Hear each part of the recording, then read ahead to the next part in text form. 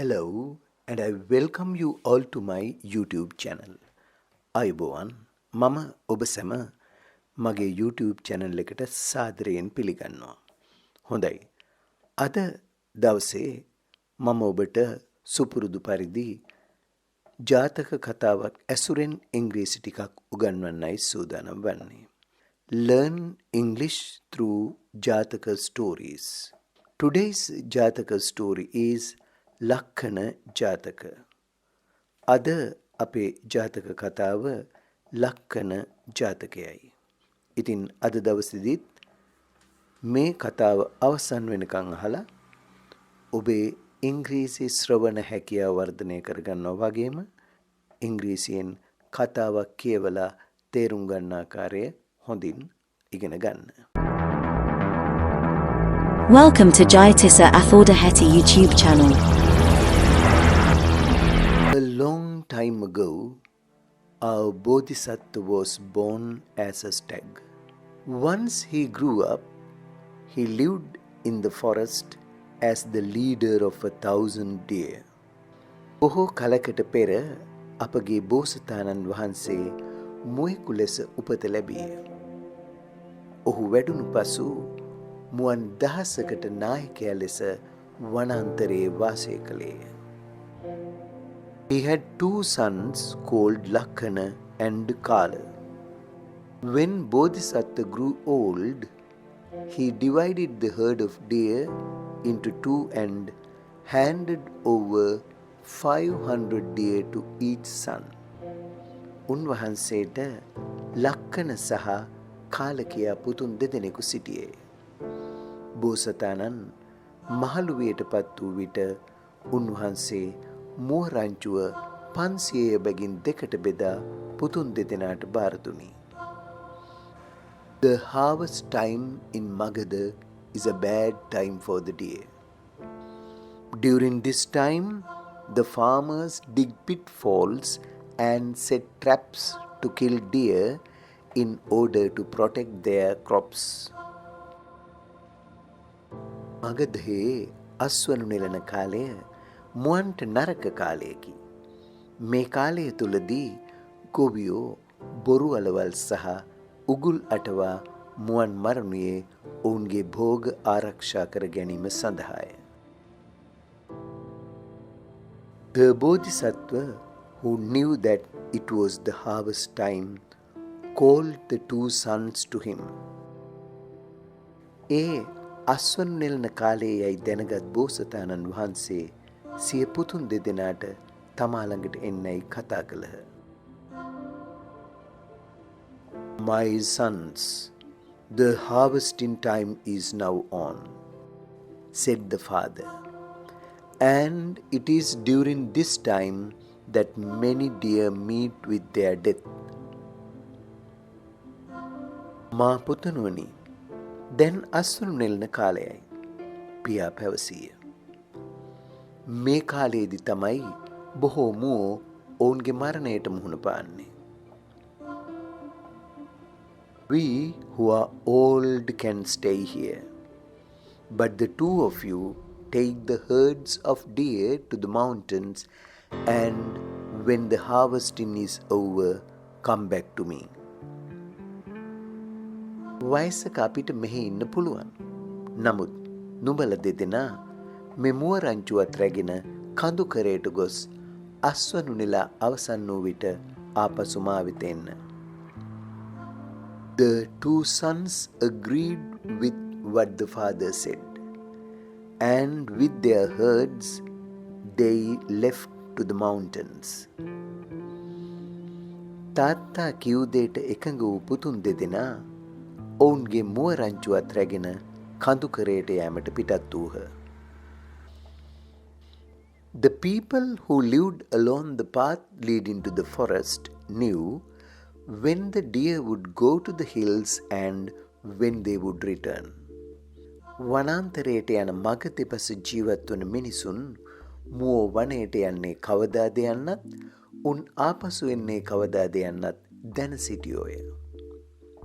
They would wait here and there along the path in some hiding places and when the deer appear, kill them in large numbers.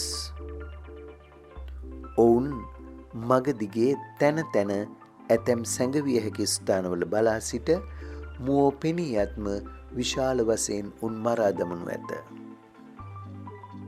Kala, the leader of one herd, being imprudent, led his herd through the village at dawn as well as dusk. එක් මුවරැලක නායකයා වූ කාල නැනවත් නොවු නිසා අරුණෝදයේ මෙන්ම ගොම්මන් වේලාවේද සිය මුවරැල ගම මැදින් රැගෙන ගියේය. The farmers who waited in ambush were able to kill the deer belonging to Kala without any difficulty. සැඟවී පහර දීමට බලා සිට ගොවියන්ට කාලට අයිති මුවෝ කිසිම දුෂ්කරතාවයකින් තොරව මරා දැමීමට හැකි විය. Thus, many of his deer were destroyed, and when he reached the forest again, he was left with only a few deer. මෙලෙස ඔහුගේ මුව බොහොමයක් විනාශ වූ අතර ඔහු වනාන්තරයට නැවත ළඟා වන විට ඔහුට ඉතිරි වූයේ මුවන් කීප දෙනෙක් පමණි. The older stag Lakkhana, on the other hand, was very cautious with regard to his herd of deer. අනෙක් අතට වැඩිමහල් මුවා වන ලක්ඛන තම මුව රංචුව සම්බන්ධයෙන් ඉතා කල්පනාකාරී විය. He did not travel by day or at dawn or dusk. Only in the dead of night he did move about with his herd. As a result, he did not lose a single deer. ඔහු දිවා කාලයේ හෝ අලුයම හෝ සන්ධ්‍යාවේ ගමන් කළේ නැත. රාත්‍රියේ පමණක් ඔහු තම රංචුව සමග ගමන් කළේය. ඒ නිසා ඔහුට එක මුවෙක්වත් අහිමි වූයේ නැත.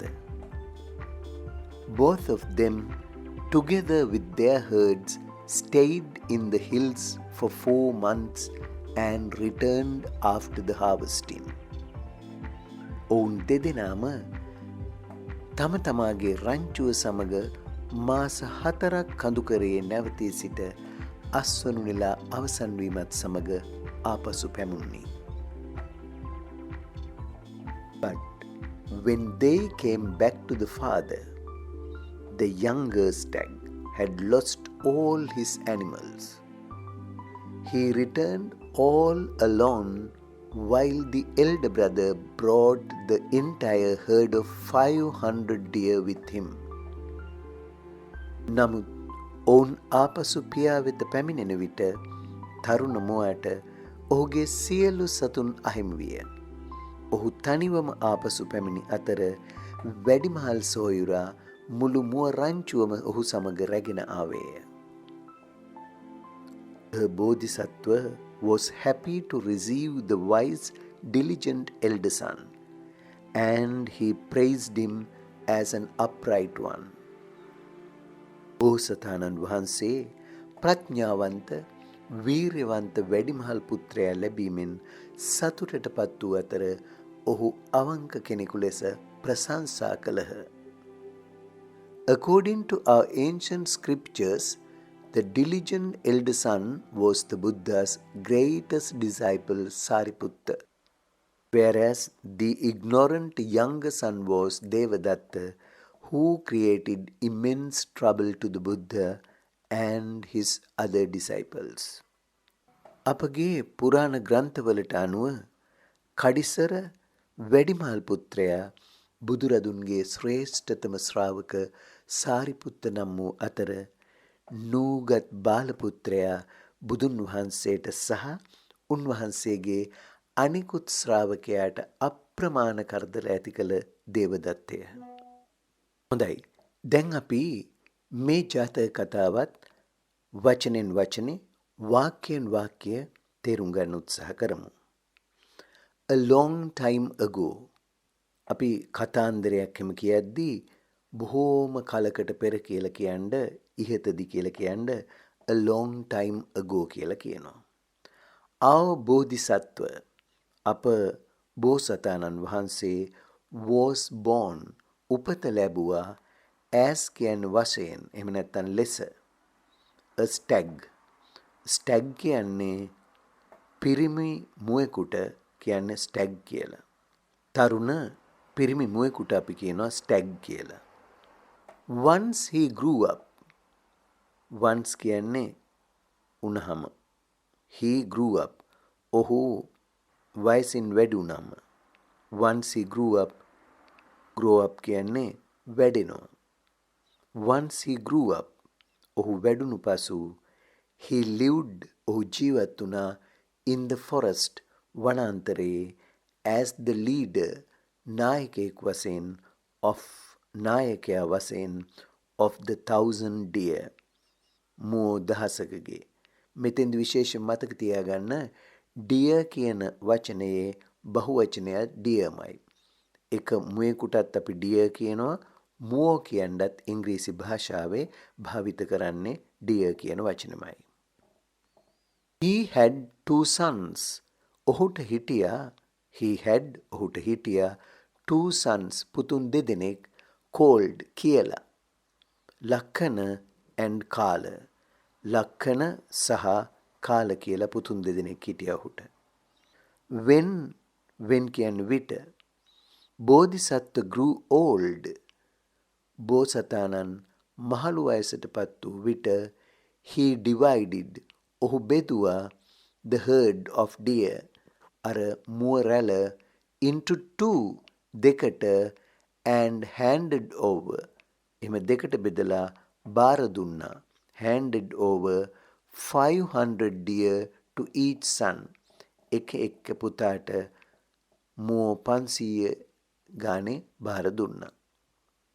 the harvest time අස්වනු නෙළන කාලය in මගධයේ අස්වනු නෙළන කාලය is වෙනවා a bad time ඊටම නරක කාලයක් for the deer මුවන්ට. during කියන නිපාත පදය යොදාගන්නේ කාල පරිච්ඡේදයක් තුල කියන්න. during this time මේ කාලය තුලදී the farmers ගොවියෝ dig හැරුවා pitfalls බොරුවලවල් pitfalls කියන්නේ බොරුවලවල් and ඒ වගේම set සකස් කළා traps උගුල් අපි කියන උගුල් ඇටවුවා කියලා set traps උගුල් ඇටවුවා to kill මරන්නට deer මුවෝ in order to protect their crops in order to කියන්නේ අදහසින් to protect රැක ගැනීමේ අදහසින් their crops ඔවුන්ගේ භෝග. the bodhisattva who knew that it was the harvest time the bodhisattva බෝසතාණන් වහන්සේ අර who වලින් විස්තර කරනවා උන්වහන්සේ ගැන who knew දැනගෙන සිටිය that බව මොන බවද it was the harvest time එය අස්වනු නෙළන කාලයයි කියලා දැනගත්ත බෝසතාණන් වහන්සේ called කතා කළා the 2 sons to him පුතුන් දෙදෙනාට තමා ළඟට කතා කළා. my sons මගේ පුතණුවනි the harvesting time is now on the harvesting time කියන්නේ අස්වනු නෙළන කාලය is now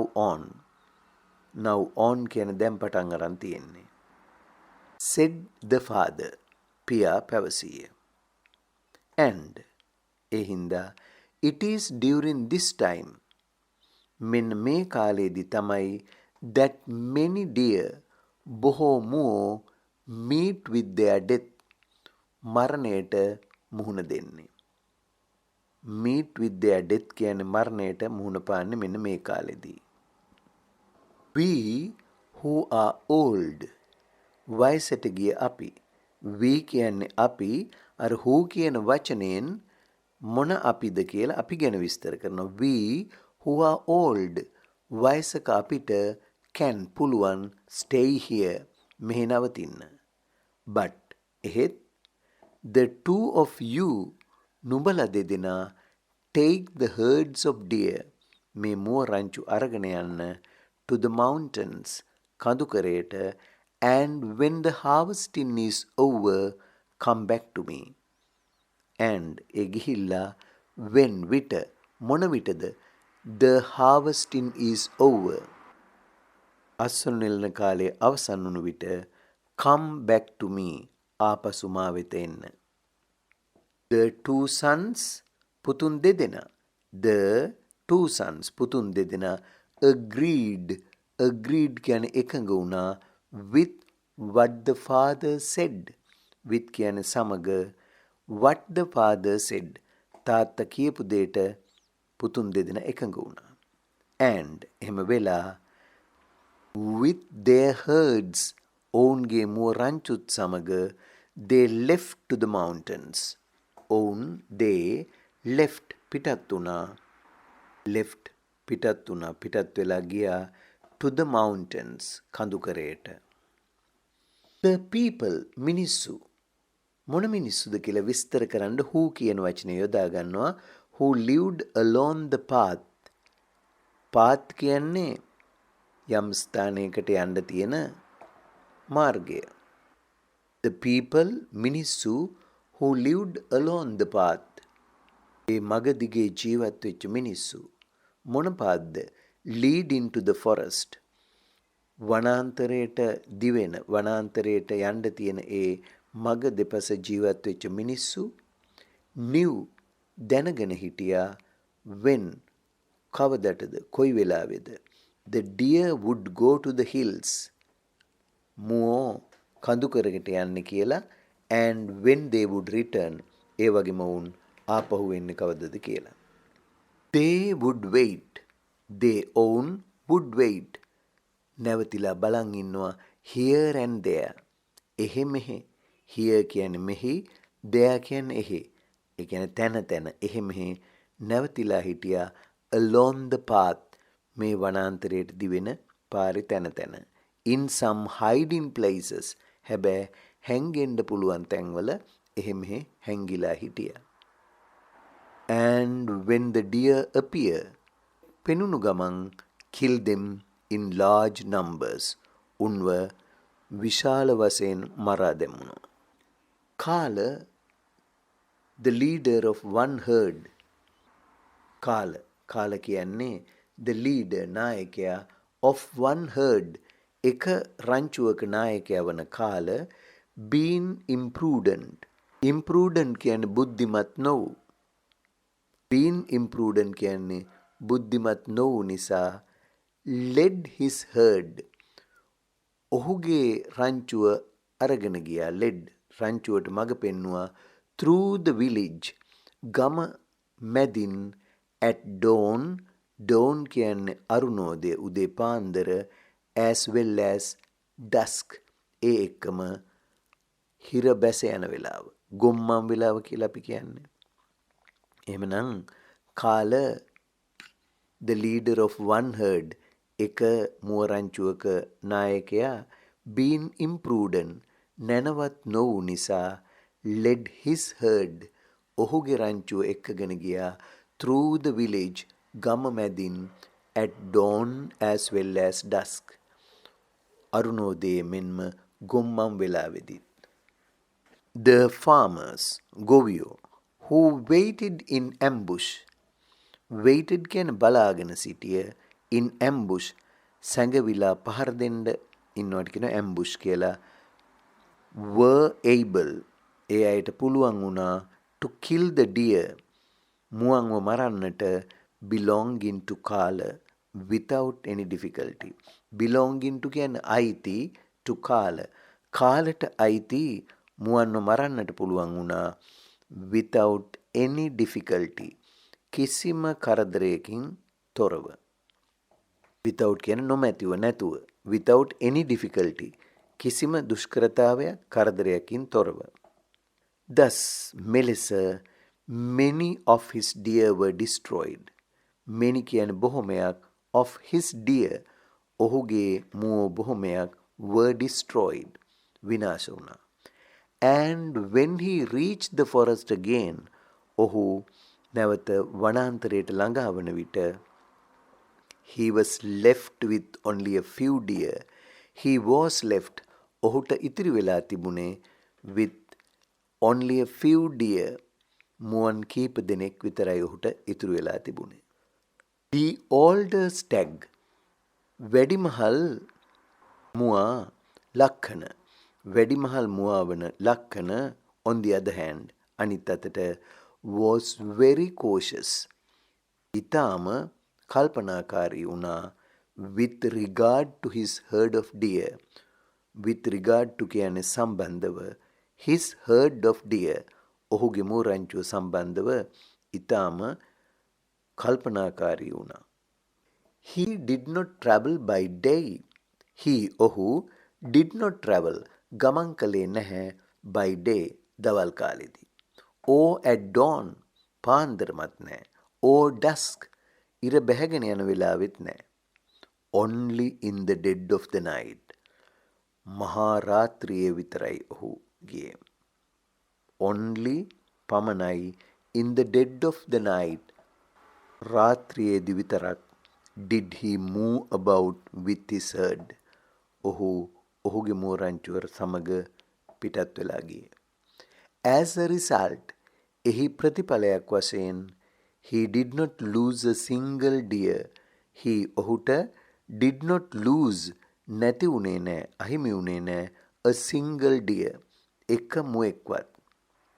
both of them ඔවුන් දෙදෙනාම together with their herds together කියන්නේ එකට with their herds ඔවුන්ගේ මුව රංචු සමග එකට stayed නවාතැන් ගත්තා in the hills කඳුකරයේ for 4 months මාස 4ක් and returned after the harvesting and return එහෙම නැවතිලා ඉඳලා returned ආපසු ආවා after the harvesting after කියන්නේ පසුව the harvesting අස්නනු නෙලීමෙන් පසු අර අස්වනු නෙලන කාලේ ඉවරුණාට පස්සේ ආපසු පැමුණුණා.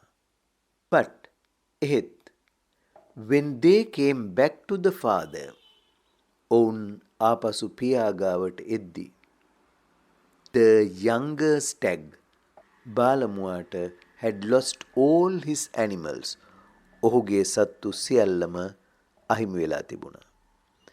he returned all alone ඔහු ආපසු ආවේ තනියමම. while the elder brother ඒ අතරේ ඔහුගේ වැඩිමහල් සොයුරා brought the entire herd brought කියන්නේ ආපහු ගෙනාවා the entire herd සම්පූර්ණ රංචුවම of 500 deer with him ඔහු සමග ඔහුගේ 500ක් වූ මුව රංචුවම ආපහු රැගෙන ආවා.